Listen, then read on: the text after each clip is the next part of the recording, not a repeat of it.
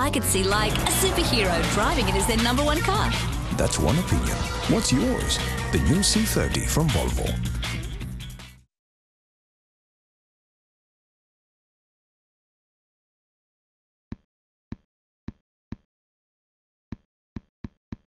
Hi, everyone. Thanks for watching Amcast. My name is Mr. Emerge, representative of Emerge. Today I would like to introduce you... Oops.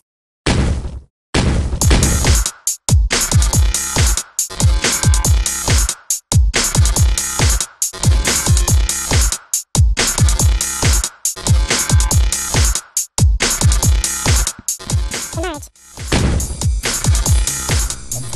With these things that I like to make on the basis I'm making contributions. So I don't like, I like to sort of, I'm pretty full on about what I think about things. So if you ask me something, I'll tell you on the basis I think this is good for design, good for communication, good for someone who doesn't know anything about design to tap into and say, oh, hey,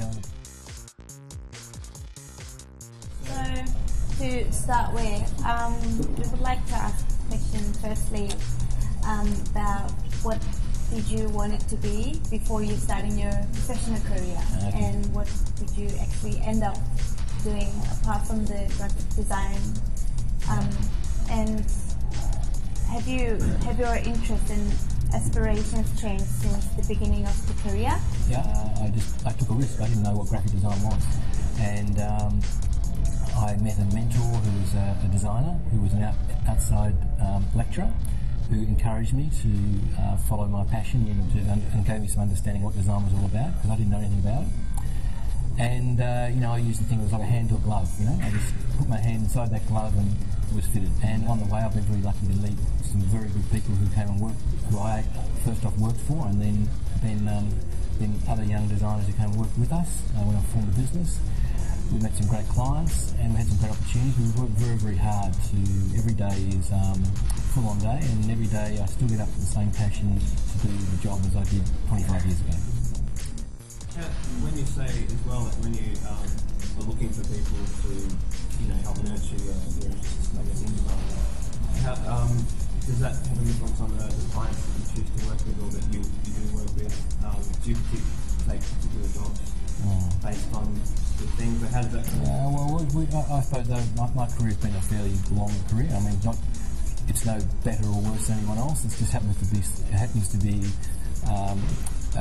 signified by length of time. So I've been in this for about 30 years, so I've seen a lot of different things. My business at the moment, that is Arco, is essentially interested in brand and identity. And in terms of clients, I think that I'm a bit of a believer that the universe finds you, and clients find you, and energies find you. So you actually tend to work with. It's amazing how you open and you have an open mind and a generous heart that the right type of client finds you.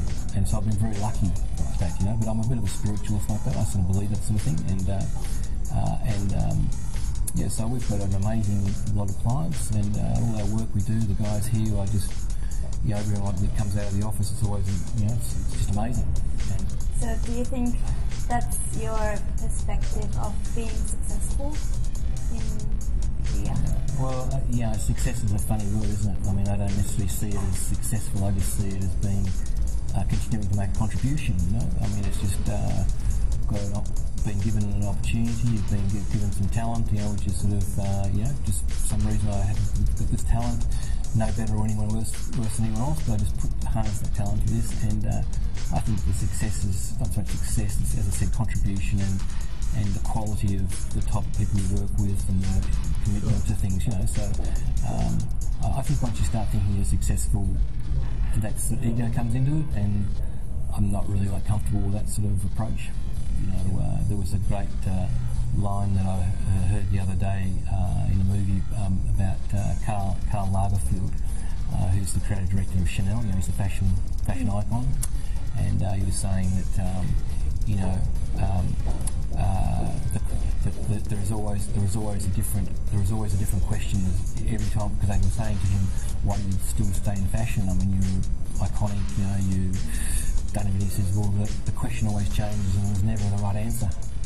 And it's exactly the same in design. Every job you get is a different question, there's a different emphasis, and there's never one answer. I mean, you can just keep on answering the same brief your whole life. Some people spend their whole life just pursuing one particular thought processes, and an artist or a writer or a musician is just trying to find one to solve something, and it's just a journey. Have there been events that have shaped your focus on design?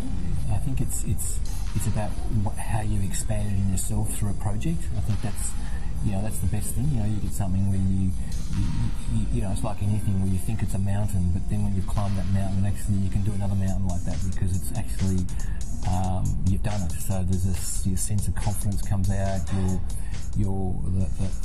fear. Everyone has fear when you're designing, and you've lost that, and you know that you can do it.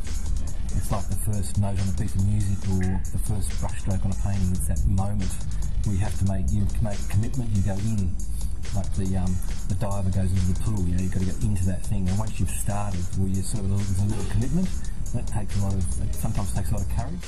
And the most amazing thing about creativity and imagination and the spirit of humanity and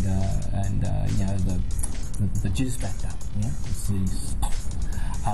is the fact that your mind will find the solution. You're thinking about, you concentrate, and you might go to bed, and then suddenly you'll see something, and all of a sudden, that's it. Challenge is how can you get there in the quickest possible time, because time means money. Yep. So that's the challenge. It's like a orienteering. Yeah, I've read a lot about your philosophy, or I don't know if you call it that, but working strongly with business. Well, I think first off, working with business. See, we are in business. So I actually enjoy being in business. I mean, I actually like running a business. I like the cut and thrust of the business. Secondly, is that when you like that, you actually can appreciate talking to business people that they're in the same boat. They're running a business too, and that's great. It's very inspiring. Not everyone has that.